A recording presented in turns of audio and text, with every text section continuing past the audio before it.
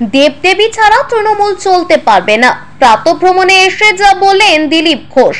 নিত্যদিনের মতোই সোমবার নিউ টাউনের ইকো পার্কে প্রাতঃভ্রমণে গিয়েছিলেন বিজেপি সাংসদ তথা প্রাক্তন বিজেপি রাজ্য সভাপতি দিলীপ ঘোষ।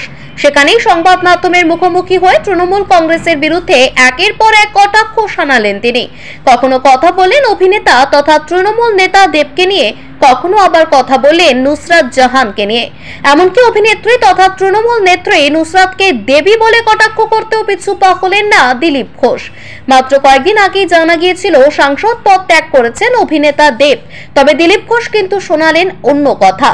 তার মতে ভোট যত এগিয়ে আসবে ততই দেখা যাবে রাজনৈতিক চমক। বিগত বেশ কয়েকদিন ধরেই সংবাদ মাধ্যমের শিরোনামে ঘোরাফেরা করছে সন্দেশখালীর নাম। এই প্রসঙ্গে দিলীপ ঘোষ বলেন, ওখানে তৃণমূল দায়িত্ব দিয়েছেন দেবীকে, তবে তিনি এখন প্রমিস ডে, ভ্যালেন্টাইন্স ডে মানাতে ব্যস্ত রয়েছেন, আর সে কারণে এই অবস্থা সন্দেশখালীর।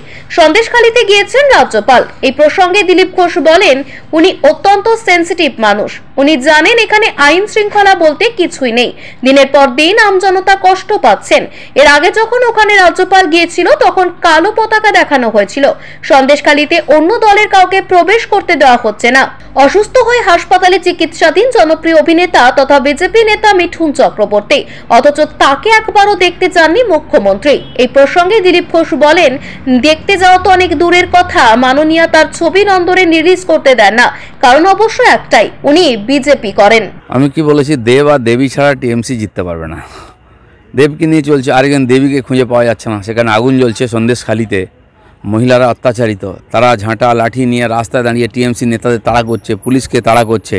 সেখানকার এমপিকে খুঁজে পাওয়া যাচ্ছে না। তিনি chocolate day, dog day, cat day, কী কী ডে পালবে, ভ্যালেন্টাইন ডে করবেন। এরকম নেতা লোকদেরকে ভোট দেয় যাদের সামান্য সেন্সিটিভিটি নেই, কোনো স্টেটমেন্ট নেই, কোনো কথা নেই। কমপক্ষে ওনার যাওয়া উচিত ওখানে, একজন মহিলা হিসাবে, মহিলাদের দুঃখের সময় তাকে পাওয়া যাচ্ছে না। তো এরকম দেবীদের ভোট দিলে এরকমই হবে। এটা তো অন্য রাজনীতি আছে, বিরোধীদের ভোট ভাগ করার জন্য হাওয়া দেওয়া, নাহলে পুরো ইস্যুটাকে বিজেপি হাইজ্যাক করে নিচ্ছে। বিজেপির নেতা অ্যারেস্ট হয়ে গেছেন আগে, এখন ওটাকে ডাইভার্ট করতে হবে। সেই জন্য একজন চেলাকে অ্যারেস্ট করা হয়েছে শাহজাহানের, আর এখন সিপিএমের এমএলএকে ধরে ওদেরকে হাওয়া দেওয়া হচ্ছে যাতে বিরোধী ভোটটা ভাগ হয়, যাতে এই যে জনরোষ এটা একদিকে না যায়। তো এখন শাহজাহান নাই তো নুসরত জাহান, তাকে তো কমপক্ষে দরকার ছিল, তাকেও পাওয়া যাচ্ছে না। রাজ্যপালের দায়িত্ব, উনি যাচ্ছেন, সেন্সিটিভ মানুষ, এবং তিনি জানেন এখানে আইন শৃঙ্খলা বলে কিছু নেই, মানুষ অত্যন্ত কষ্টের মধ্যে আছে। এর আগের রাজ্যপালও যেতেন, তাকে কালো পতাকা দেখানো হতো, গোব্যাক বলা হতো।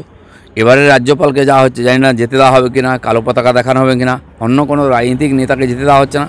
আজকে আমাদের পার্টির এমএলএ অভিযান করছেন, জানি না তারা কতদূর যেতে পারবেন।